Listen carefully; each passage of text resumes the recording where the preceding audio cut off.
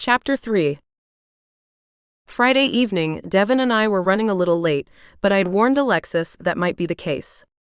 Bypassing the street in front of the house, I directed Devon to pull his pickup into the small parking lot at the back of the property. I led him through the gate leading into the yard where most of the group had already gathered. I didn't know there was a parking lot back here. He followed me through the gate. Alexis told me about it when I was helping her out in the clinic. It's mostly used by patients, but I thought it would be easier for tonight. It was. He agreed. It looked like there were only two couples here. The men were standing near the large brick grill on one side of the patio, while the women were seated beside the large patio table. Their chairs were turned sideways so they could keep an eye on the children running wild through the large yard. Alexis called out as we approached the porch. "There you are. I'm so happy you could make it." She pulled me into a hug as she greeted us. Jan called, "One of the kids is sick, so she and Will won't be able to make it." Barely taking the time to breathe, she continued. "Lauren, this is Nickie and Devon. They both grew up around here. We went to the same school, though not at the same time." Alexis laughed. "Nickie, Devon, this is Hank's sister, Lauren. Her husband Aaron is at the grill with Hank, and these munchkins are Jenny and Andy." She motioned to the two kids still running through the grass.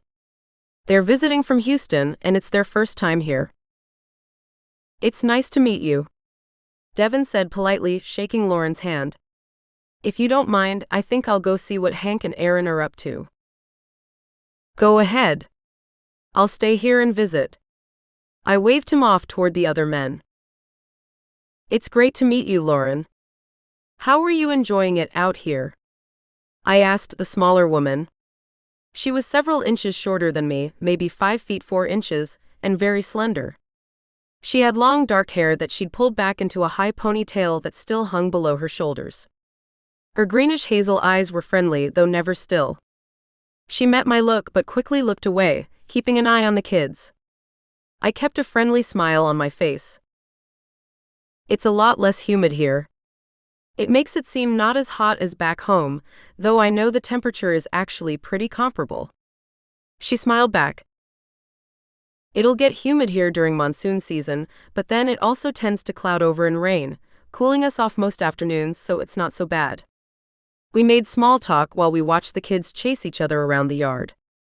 By the time Hank asked for the food to put on the grill, I was pretty sure I could shift Lauren if she wanted to try. We ate and visited a while longer. When Lauren and Aaron went inside to lay the kids down for the night, I knew it was a good time to speak to Hank. The four of us were sitting around the patio table, relaxing with a beer, while we watched the flames from the wood fire he'd built in the large brick grill for us. "Was it enough?" he asked before I figured out how to bring it up. I nodded slowly, my eyes still on the flames in front of me, before I realized he might not be able to see me in the dark. "It was." I spoke up. I can sense the wolf inside her, and I'm pretty sure I can call it. Assuming the reason she hasn't been able to shift is the same thing that kept Devon from shifting, of course, Alexis and I should be able to do it, with little difficulty. He was quiet for a moment, considering. "I'll talk to her about it, but I don't know if she'll want to. Aaron's not one of us, and children of non-shifting kindred often don't shift. She may decide she's happy with the life she has." I nodded. "That's fine, at least she'll know that the option's available. If one of her kids shifts later, she'll know it can be an option for her too." "I'll be sure to mention that." We hung around a while longer, catching up with each other, before Devon and I called it a night. We thanked our hosts for the meal and having us, and headed home. Devon pulled his truck into the parking lot of our apartment complex and killed the engine. I twisted in the seat until I was facing him. "How about you come up to my place and spend the night with me?" I asked. "Are you sure?" "I wouldn't ask if I wasn't." "Okay. Why don't you go on up? I'll stop by my place and grab a couple things, and I'll be right there." "All right." I opened the door and slid out of the seat. I closed the truck door, leaving Devon to go to his apartment while I headed up to mine. When I got to the bottom of the stairs leading to my apartment, I picked up Brandon's scent. I looked up and found him sitting on the steps right below the landing in front of my door. He'd already seen me, so I couldn't very well turn and walk away, at least not yet. He stood and started down the stairs. Not wanting to get trapped on the narrow walkway, I waited at the bottom. "Why are you here, Brandon?" I asked. My tone wasn't friendly. "I wanted to talk to you. I waited for you to come home. You've been ordered to leave me alone." I wasn't going to let him draw me into small talk. "That's part of what I wanted to talk to you about. Where were you?" "I went to dinner at Alexis and Hank's house." "But you didn't go alone, did you?" "That's none of your business, Brandon," I said tiredly. "Your car was here, but you weren't. You were out with him again, weren't you?" It was an accusation. "Again, not your business." "It is. I'll make you see that you're mine, just wait." "I'm not going to stand here and debate this with you. I've told you no. I've told you I'm not interested in you. Yet you continue to harass me. Bill's told you to leave me alone, and yet here you stand, for the second time in as many weeks. I don't know how to make you understand." I saw Devon headed across the courtyard toward us. The way he moved told me he'd seen Brandon and wasn't happy about it. "Hang back a sec, let me see if I can get rid of him before he sees you." I thought at Devon, "I think if he sees you headed up to my place with an overnight bag, it will make this a lot harder." Devon nodded slightly and stepped around a staircase, out of sight. "I have to make you understand," Brandon said. "You're my mate." "No, Brandon, I'm not, and I've told you that. Just like I've told you to leave me alone. It's time for you to go. The next time I see you, I won't be calling Bill, I'll be calling the police." "You can't do that." "I can and will," I said with conviction. "What you're doing is harassment and borderline stalking, and I won't put up with it any more than I'll put up with someone who hits me. The Aniquitos won't let you involve the police." I felt a smile spread across my face, and I knew it wasn't a friendly smile. "You've known me for years, haven't you figured out that no one lets me do anything?" My voice had dropped to that calm, quiet tone that means I'm really angry. "You'd risk defying the Aniquitos just to get me in trouble?" "I'm not going to ask first, so it won't be defiance. I'm not doing anything to get you into trouble. Anything I do will be to put an end to you harassing me, to get you to leave me alone." "You hate me that much?" "I want you to leave me alone that much." I looked him in the eye, waiting for him to realize how angry he'd made me. I saw it on his face the instant he realized he couldn't push me any further tonight. The stubborn determination faded, it was replaced by a caution that I'd rarely seen in him. "All right, I'll go," he said, slowly moving around me so that I wasn't between him and his escape. "But I'll be back." He turned and walked away. I watched him go, waiting a few seconds after he'd gone out of sight before I took a deep breath and let it out slowly, draining the tension I'd held in my body with the air. "He's gone, you can come out now," I sent to Devon, and I headed up the stairs, taking them two at a time in my hurry to get inside. Devon was up the stairs before I'd closed the door behind myself. He followed me inside. What did he want this time? "Same thing, me." I hung my bag on the inside doorknob and collapsed onto the sofa. "Thanks for hiding until I could get rid of him, by the way." Devon set the small bag he'd picked up at his apartment on an end table.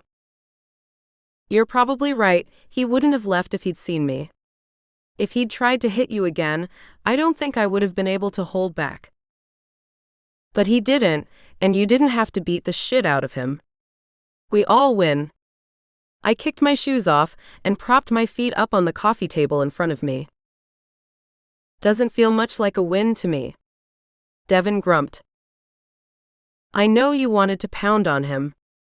You have ever since he slapped me. I understand that. You know Bill's already had it done, but you want to get your 2 kicks in too. I don't blame you, I would too. But in the long run, it would only cause more problems. Wait until he gives you a reason before you let go with the fists of fury routine. Devon sighed. I had enough brothers that I understood his desire to protect me. I even appreciated it, but sometimes the testosterone overloaded good sense. Will you hand me my purse?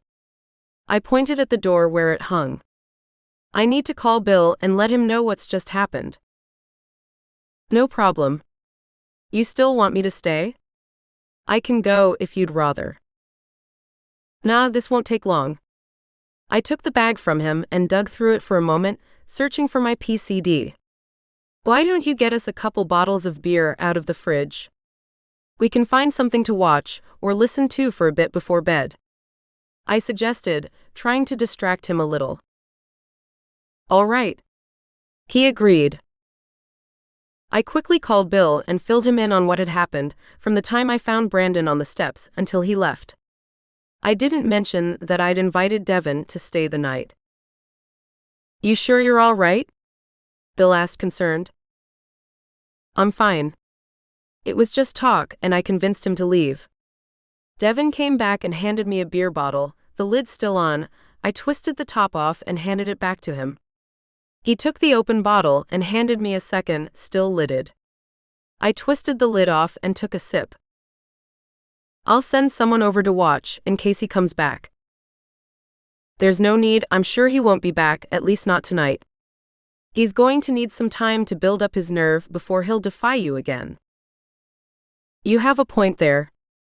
Are you sure you'll be all right there alone tonight? I'll be fine. Don't worry about me. I still didn't tell him Devon was staying the night. I wasn't hiding it, I just didn't feel the need to advertise.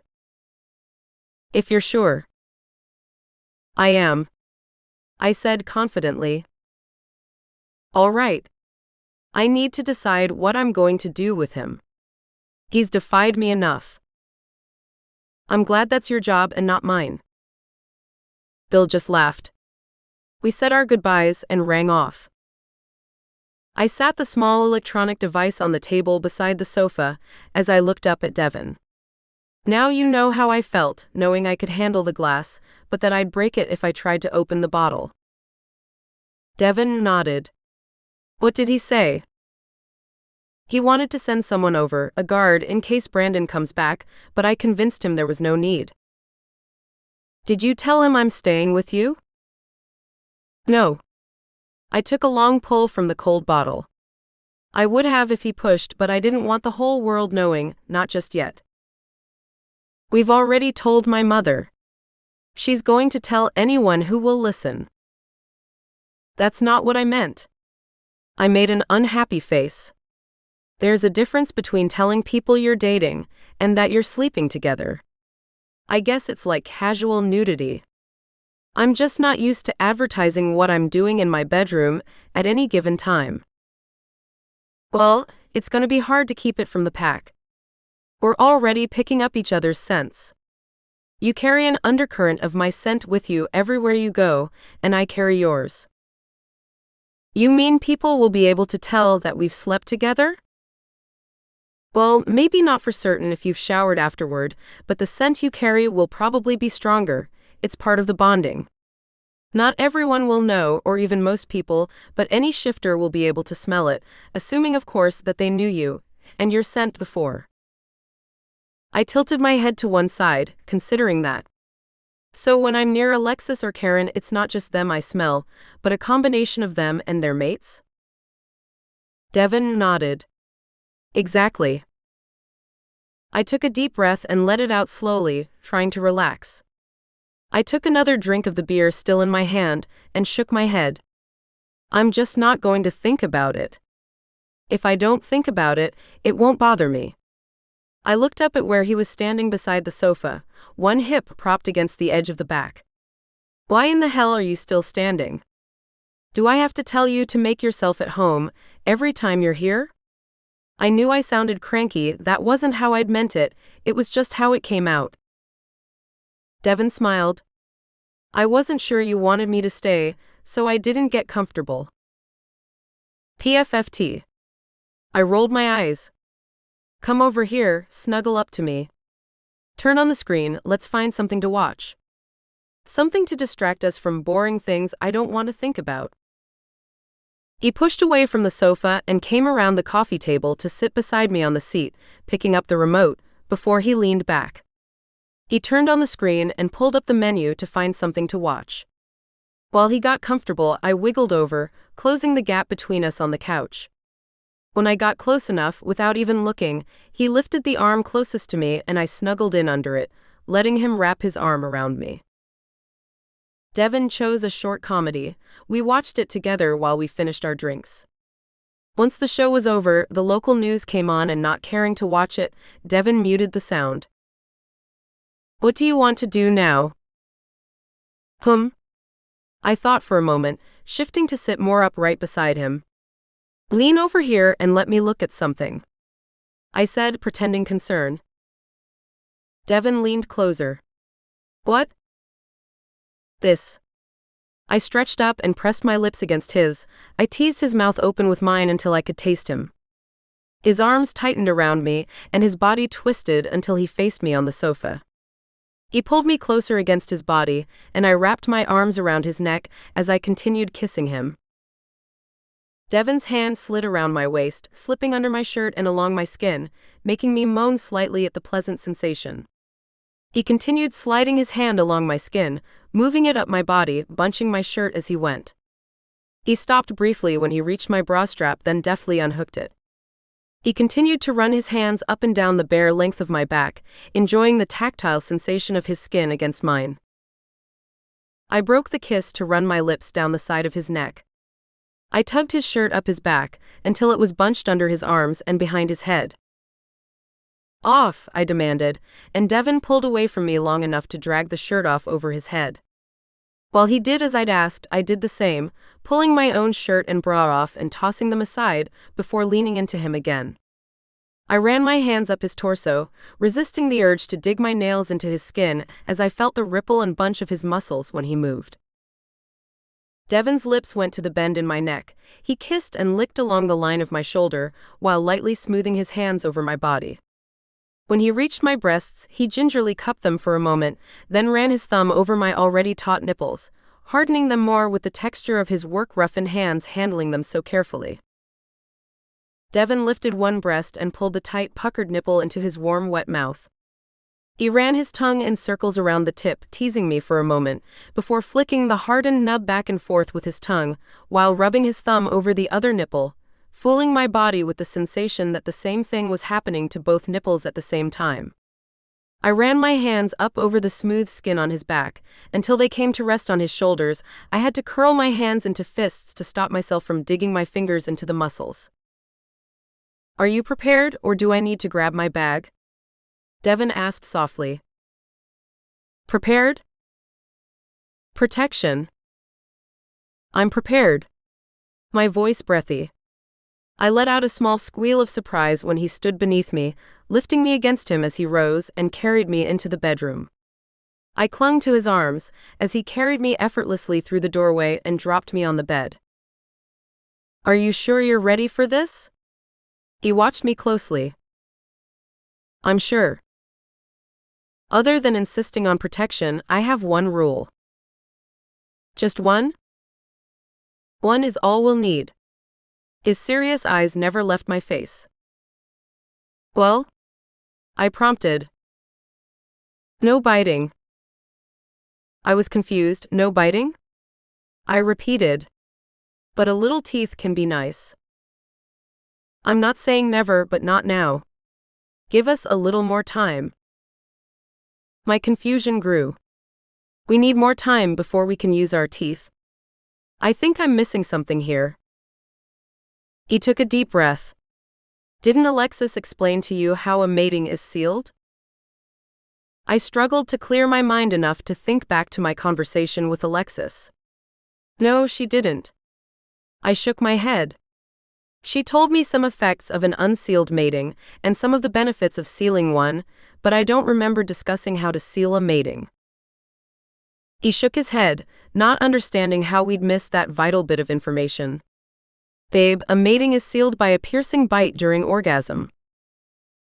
One bite is all it takes? Technically two, one each. I thought about that a second. Hence the no biting rule. Something occurred to me. How exactly do you know this? I was raised expecting to shift, remember? It's something that's taught to all kindred teenagers. Even though sealing only works between potential mates, it's not something you want to do accidentally. I guess that makes sense. So, no biting, at least not for now. No biting. I agreed, sliding back on the bed, my eyes never leaving him until I reached the nightstand. I slid the drawer open and pulled out a box of condoms. Setting them on top of the small table, I spoke again. And there's the protection, that's the other requirement. I turned over and crawled down the length of the bed toward him, giving him a nice look down the length of my body as I moved. He stood still, letting me touch him first.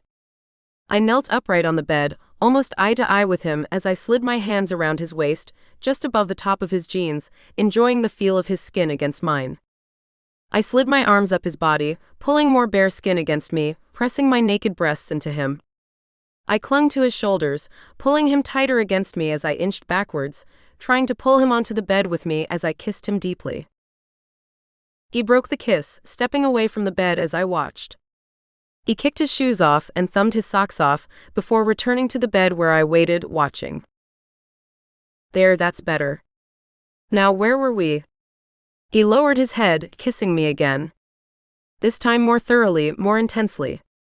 I met his kiss eagerly, my heart racing when his hands brushed up my bare arms and over the bare skin of my back.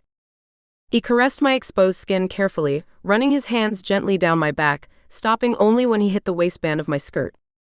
He wrapped his hands around my waist briefly before running his hands up my sides until his thumbs brushed the undersides of my breasts. He gently urged me backwards, pushing me away from the edge of the bed. Not breaking our kiss or his gentle grip on my ribcage as he knelt on the bed. Walking slowly on his knees, he maneuvered me carefully backwards until we were both kneeling near the center of the bed, still locked in an embrace. Once he had us both kneeling in the center of my bed, our mouths still locked together, he changed tactics. He moved his hands until he could cup and knead my breasts, working the nipples between his thumbs and fingers until I was moaning into his mouth, and had one hand curling into his hair while the other arm wrapped around his waist, pulling him closer against me. I could feel his hard length pressed against me through the snug cotton of his underwear and the thin fabric of my skirt. I ground my hips against him, trying to prompt him into action. His hands slid down my sides, not hesitating when they met the elastic waistband of my skirt and pushed it down off my hips, catching my underwear as he passed. He swept both pieces down until they pooled on the bed around my knees. He ran his hands back up the back of me, pulling me tight against him. The only thing separating us was the straining fabric of his boxer briefs. I broke the kiss and let my head fall back as I moaned. My fingers curled with desire, digging into the muscles of his shoulder and back. Devon carefully lowered me back onto the bed before pulling away to remove his underwear. I shifted slightly so that my legs weren't bent double, and watched as he came back to me. He lowered himself to the bed beside me, bracing himself with one hand as he slid the other softly over my body, teasing me with the sensation of his calloused hands sliding so gently against my skin. I looked up at him through the haze of desire, lost in the intense feelings he was sending through my body. He lowered his mouth to mine again, kissing me urgently. He let me feel the strength of his want, his need in his kiss. I felt him moving over me, his hands sliding away from me, and I wrapped my arms around him, trying to keep him from pulling away. I felt his hands on me again as he lifted his body until he was over me. I spread my legs, wrapping them around his, holding him close. I was surprised to feel that it wasn't just him pressed against me. He'd managed to put on a condom while he'd been kissing me. I couldn't stop my hips as they rolled against him. I moaned into his mouth while my body moved restlessly against his, begging for attention. His hand slid up my side again, his thumb flicked across my nipple, and I arched my back, pressing my breast into his hand. He pulled away slightly, breaking the kiss. My mind clouded with lust, I stared up into his face while he looked back down at me. I felt him line himself up with my opening and slowly push himself into me, sliding smoothly in the slick moisture there. I threw my head back and cried out at the wonderful pressure of him inside me, stretching me, filling me. My fingers curling, digging into his skin as I felt my entire body tighten. We soon found a rhythm, moving against each other, touching, sliding, holding, until sometime later, I felt his body stiffen against and inside mine. He shouted my name, and I felt him throb inside me before he relaxed against me. I gently kissed the skin of his shoulder, then bit it gently. No teeth, he reminded me. The moments passed, a little nip won't hurt. I soothed the spot I'd bitten with my tongue, soothing the tender skin. He pushed away, disappearing into the bathroom to dispose of the spent condom before returning to bed. I waited until he'd settled before curling against him.